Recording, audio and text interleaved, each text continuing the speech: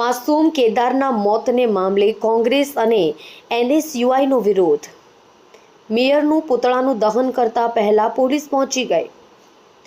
વરિયાવ ખાતે કોંગ્રેસના કાર્યકર્તાઓ વિરોધ કરી તે પહેલા પોલીસ દ્વારા ડિટેન કર્યા. એનએસયુઆઈની ચીમકી, શાસકો નિષ્ફળ પુરવાર થયા. અમે વિરોધ કરીએ એ પહેલા પોલીસને આગળ કરી અમને અટકાવ્યા. આગામી દિવસોમાં બાળકના મોતને મામલે સમગ્ર ગુજરાતમાં વિરોધ કાર્યક્રમ કરીશું. જે બાળક પરિવારે ગુમાવ્યું છે એની સંવેદના અમે વ્યક્ત કરીએ છીએ. અને બીજી મૂર્ખામીની વાત કરીએ તો સુરત મેયર સુરતના જે પ્રથમ નાગરિક કહેવાય તે ક્રિકેટમાં મશગુલ હતા. બીજા જે ડેપ્યુટી મેયર છે તે લગ્ન પ્રસંગમાં મશગુલ હતા. એટલે અમે જનતાને કહેવા માંગીએ છીએ કે આવાને જાકારો આપવો જરૂરી છે. અને જે રીતના ખુલ્લી ધક્કામાં બાળકનું મૃત્યુ થયું છે તેના વિરોધમાં આજે એનએસયુઆઈ અને યુથ કોંગ્રેસના કાર્યકર્તા આજે વિરોધ પ્રદર્શન કરી રહ્યા છે.